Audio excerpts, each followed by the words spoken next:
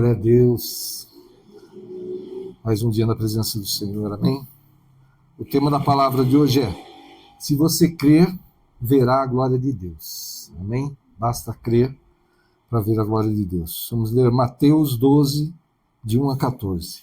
Mateus 12, de 1 a 14, a palavra de Deus fala assim: Naquele tempo, passou Jesus pelas searas, em um sábado, e os seus discípulos, tendo fome, começaram a colher espigas e a comer. E os fariseus, vendo isto, disseram-lhe: Eis que os teus discípulos fazem o que não é lícito fazer num sábado. Ele, porém, lhes disse: Não tendes lido o que fez Davi, quando teve fome, ele e os que com ele estavam?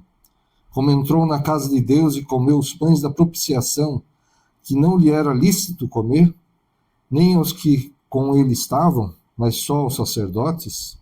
Ou não tendes lido na lei que, aos sábados, os sacerdotes no templo violam o sábado e ficam sem culpa? Pois eu vos digo que está aqui quem é maior do que o templo. Mas, se vós soubesseis o que significa misericórdia quero e não sacrifício, não condenaríeis os inocentes, porque o Filho do Homem até do sábado é Senhor. E partindo dali, chegou à sinagoga deles, e estando ali um homem que tinha uma das mãos mirrada. Ali havia um homem com uma das mãos mirrada. E eles, para o acusarem, o interrogaram, dizendo: É lícito curar nos sábados? E ele lhes disse: Qual dentre vós será o homem que, tendo uma ovelha, se num sábado ela cair numa cova, não lançará a mão dela e a levantará? Pois quanto mais vale um homem do que uma ovelha, é, por consequência, lícito fazer o bem nos sábados. Então disse aquele homem: Estende a tua mão. E ele a estendeu, e ficou sã como a outra. E os fariseus, tendo saído, formaram um conselho contra ele para o matarem. Amém? Até aí. O Senhor me deu a inspiração para falar dessa questão de religiosidade, né? Os fariseus ali, os doutores da lei, né? Aqueles que entendiam mais da palavra de Deus naquele tempo, vendo o milagre acontecer. O homem estende a mão, né? Aleijada ali, ressequida, e ela volta sã. E eles não estão preocupados, porque houve um milagre ali, algo totalmente sobrenatural que ninguém poderia fazer. Não, ele fez isso no sábado. Né? A religiosidade é um mal muito grande, né, quando acontece nas nossas vidas. Eu busquei um estudo para que a gente pudesse entender bem essa diferença. Né? No capítulo 12 do Evangelho de Marcos, parte que nós lemos, por exemplo, há uma série de confrontos entre Jesus e os fariseus. E seguindo o capítulo, ainda tem outros embates entre eles. Né? E revela ali a diferença da interpretação da lei, né? Da interpretação da palavra de Deus, e também do conflito entre a religiosidade, a tradição e a compaixão do Senhor para conosco. Né? A religiosidade contra a compaixão de Deus. Jesus e seus discípulos, né, nesse texto, estavam andando, tiveram fome, estavam num campo e começaram a colher espigas para comer. Imediatamente os fariseus levantaram essa questão da legalidade de fazer isso no sábado. Então Jesus responde a essa acusação deles de ser um pecado do que eles estavam fazendo, falando de Davi, que realmente, uma vez ele entrou no templo e ele e seus homens estavam com fome, e os sacerdotes falaram: a gente só tem os pães da propiciação, que só os sacerdotes poderiam comer. Mas Davi, mesmo assim, acabou ele e os seus homens comendo daqueles pães de Jesus. Lembra desse fato. Lembrando que Deus não condenou Davi e seus homens por terem feito aquilo. Que a necessidade humana, Deus está colocando acima da religiosidade, da formalidade, de se cumprir a lei arrisca, mesmo que isso venha destruir vidas. Deus mesmo está fazendo isso, né? Então Jesus não apenas desafia a interpretação legalista, né, essa religiosidade dos fariseus, mas também aponta a verdadeira intenção do sábado, ser um dia de descanso e bem-estar para as pessoas. Isso é bem interessante, né? O homem, né, quando tem servos, quando tem empregados, o que ele quer? Que eles produzam o máximo possível. Precisa trabalhar 24 horas por dia, beleza, para mim, eu que sou o dono, que sou o proprietário, né, para mim está tudo bem, eles que, né, trabalhem, que se virem. E Deus, sabendo disso, sabendo da forma como nós, né, agimos, nós humanos, né, ele estabeleceu um dia de descanso. Você acha que Deus precisava descansar depois de ter feito todas as coisas? Não, né? Deus não cansa. Mas o que ele fez? Para dar um exemplo, ele falou, fiz tudo em 6 dias e no sábado eu descansei. Por quê? Para que nós dessemos descanso às pessoas e até aos animais. Nem os animais podiam trabalhar no sábado. E quando a gente está lendo as leis lá, tem algumas assim, você vai plantar na terra por 6 anos e vai deixar ela descansar 1 ano. E Deus vai dar a bênção de que naquele 6º ano vai ter o dobro da produção. Você não vai precisar realmente plantar. E acho que milênios depois é que aqueles que estudam a terra, né, os biólogos, os geólogos, o pessoal da engenharia aí, né, foi perceber que precisava realmente dar descanso à terra, para não exaurir os recursos da terra. E Deus já tinha falado isso há milhares de anos na palavra dele. Então, o sábado era realmente para adorar ao Senhor, para prestar culto, né, para estar louvando ao Senhor, estar em oração, mas uma intenção do Senhor era dar o descanso para as pessoas, para que tivesse pelo menos um dia na semana de descanso. Né? Então essa era a intenção, uma das intenções de Deus ali com o sábado. Então, Jesus mesmo falou que o sábado foi feito para o homem, não o homem para o sábado. Amém? Então, o sábado foi feito para o homem descansar, adorar ao Senhor, buscar ao Senhor, ter um tempo de parar todos os seus afazeres e descansar e orar, estar na presença do Senhor. Né? Essa é a intenção. Então, o sábado foi feito para o homem, não o homem para o sábado. Jesus deixa isso claro. Né? Então, ele está destacando que a lei não deve ser interpretada de maneira tão rígida e desumana que não tenha compaixão nem sensibilidade com as necessidades das vidas das pessoas. Se a lei vai destruir uma vida, então você deve repensar. Eu não tinha notado, mas aquela mulher que foi pega em adultério devia ser apedrejada, né? E como foi lembrado numa ministração já há algum tempo, acho que o pastor Edivaldo que trouxe essa lembrança, se não me engano, o homem não estava ali, né? Os dois tinham que ser apedrejados, não era só a mulher. Tinham que ter pego o sujeito lá também e levado lá diante de Jesus para ser apedrejado também, mas só estava a mulher, né?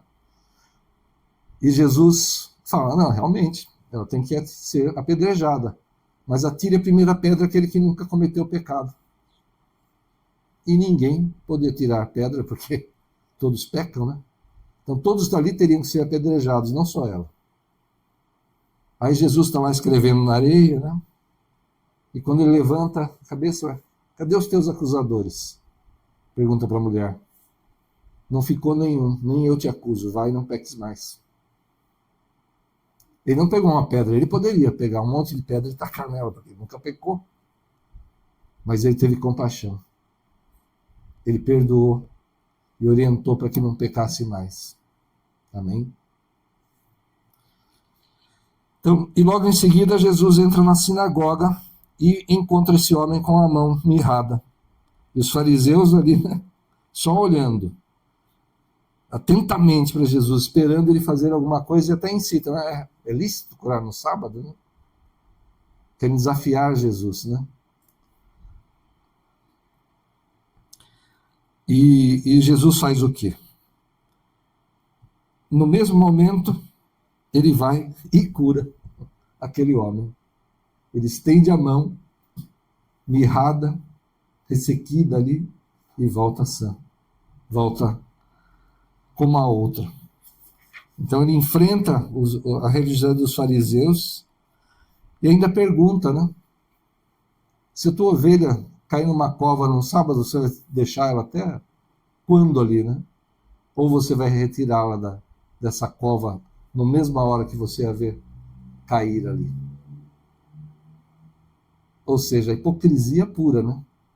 O interesse dele, opa, a minha ovelha vai me dar um prejuízo, se ela morrer, não vou poder ter lã, não vou ter filhotes, né? Não, opa, eu posso tirar não estou trabalhando, só estou salvando a minha ovelha aqui. Hipocrisia pura, né? O religioso é como aquele homem que foi perdoado de uma dívida gigantesca, né? Que ele chega para aquele senhor a quem ele devia algo que era impossível de pagar, era impossível.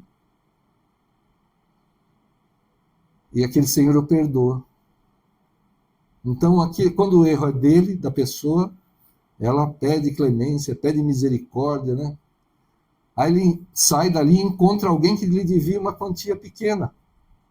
Mas ele agarra o sujeito e quer mandá-lo para a prisão, para ser açoitado, ficar na prisão até pagar tudo que devia a ele.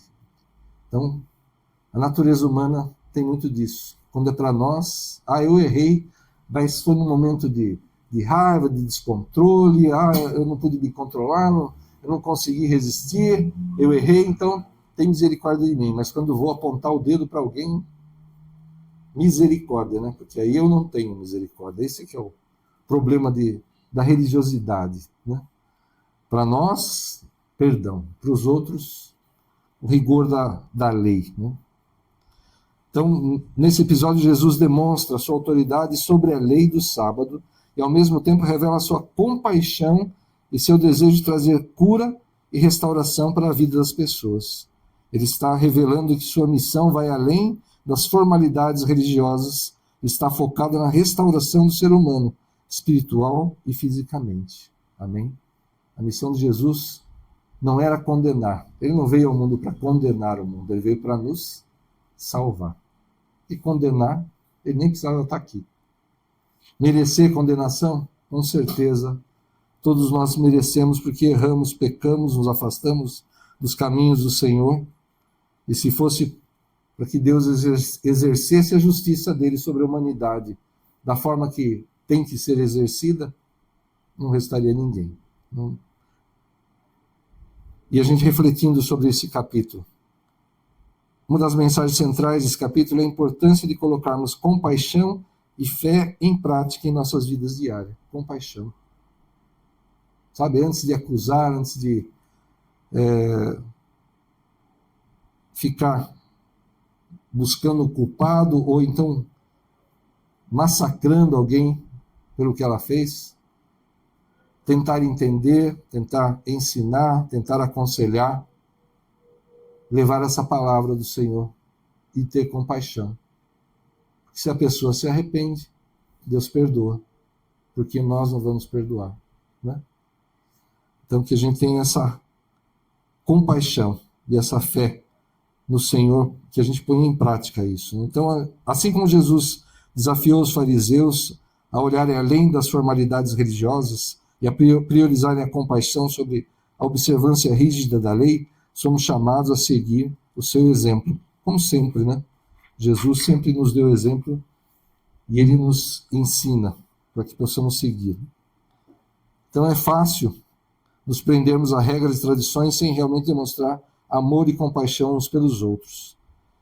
Mas nesse capítulo 12 de Mateus, Jesus fala que a essência verdadeira da fé está em amar a Deus sobre todas as coisas e ao próximo como a nós mesmos. Se eu quero misericórdia para mim quando eu erro, eu devo desejar misericórdia para os outros também quando eu erro, né? se amar a Deus sobre todas as coisas e ao próximo como a nós mesmos, eu não quero ser ferido, eu não quero ser castigado, eu também não posso desejar para os outros isso. Tenho que desejar que os outros não sejam feridos nem castigados quando se arrependem, quando deixam o pecado, quando se afastam do mal. Amém?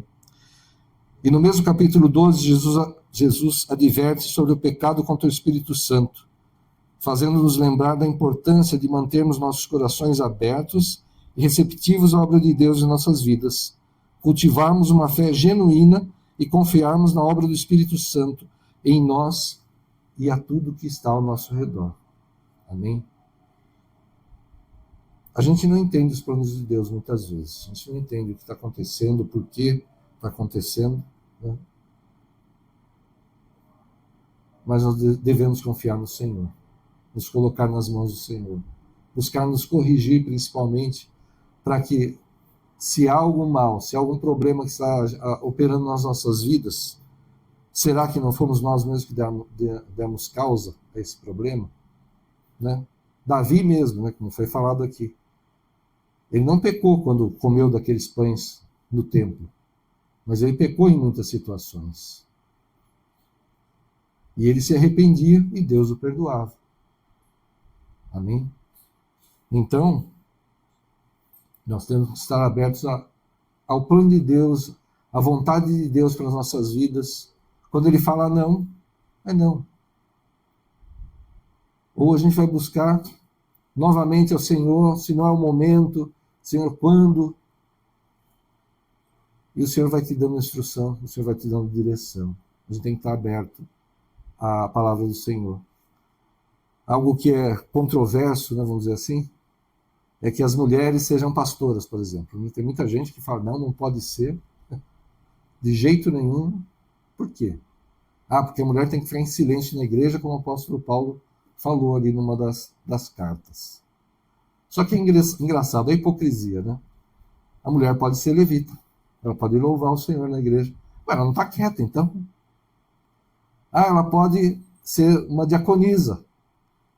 Então, ela não está quieta, ela vai ficar muda. É só no... Ela vai, Libras, vai falar no gesto, ela vai estar falando. E ela vai estar dentro da igreja. Né? Ela pode dar aulas, pode ensinar as crianças, pode ensinar os jovens e tal. Hipocrisia pura. Né? Esses mesmos vão dizer, não, ela não pode pregar, não pode falar. Ué, se não pode, não pode. A mulher vai ter que entrar muda na igreja e sair calada. Ele não vai poder exercer nenhuma função em que ela tenha que usar a voz, porque ela tem que ficar quieta. Né? A religiosidade aí, a tradição dos homens quebrando o mover de Deus. Deus usa as mulheres? Com certeza. Amém? Elas vão ficar quietas, vão ficar mudas na igreja, não pode falar nada nunca, se for seguir exatamente aquilo lá. Mas por que tem isso? Nós já entendemos, já estudamos, quem se aprofunda na palavra vê que era uma situação regional ali, que haviam profetisas, haviam sacerdotisas de Baal, sei lá, de deuses estranhos, de Atenas, sei lá. Então, por isso Paulo falou que elas deveriam ficar caladas ali, que não deveriam se manifestar. Tinha um motivo para aquele momento, para aquela. Aí a religiosidade quer trazer isso para sempre, para todos os lugares. Né? Não é por aí.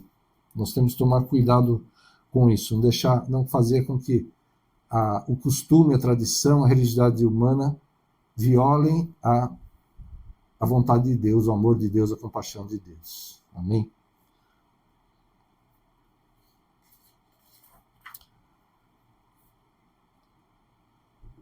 Glória a Deus. Vamos fazer uma oração? Aleluia. Feche os teus olhos. Senhor, em nome de Jesus, Pai, nós te pedimos perdão, Pai, quando agimos de forma religiosa, Pai. Atacamos, Senhor. Apontamos o dedo, não perdoamos, Senhor. Quando o Senhor mesmo perdoa, quando o Senhor naquela cruz perdoou até os fariseus que estavam ali, os doutores da lei que o tinham colocado naquela cruz, o Senhor perdoou até a eles, Senhor. Oh, Deus, tem misericórdia de nós, Senhor. Que a gente tenha compaixão e sensibilidade espiritual ao lidar com as necessidades dos outros, Senhor. Saber tratar daqueles que precisam de cura, de conforto, de orientação. Senhor, que o Senhor não nos deixa cair na incredulidade, Pai, e nos ajuda a reconhecer a sua obra em nossas vidas e na vida daqueles que estão ao nosso redor, Pai, em nome de Jesus. Senhor, transforma o nosso interior, ajuda-nos a reconhecer e eliminar toda a impureza espiritual das nossas vidas, para que possamos amadurecer espiritualmente e sermos cada vez mais tua imagem e semelhança, em nome de Jesus. Amém. Amém? Que a gente possa refletir a imagem de Cristo, que sejamos imitadores dele, como o apóstolo Paulo falou, que nós o imitemos como ele imita, como ele imitava a Cristo. Amém?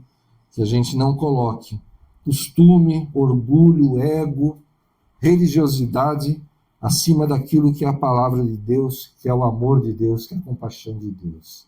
Amém? Em nome de Jesus. Essa é a palavra. Glória a Deus. Aleluia. Glória a Deus.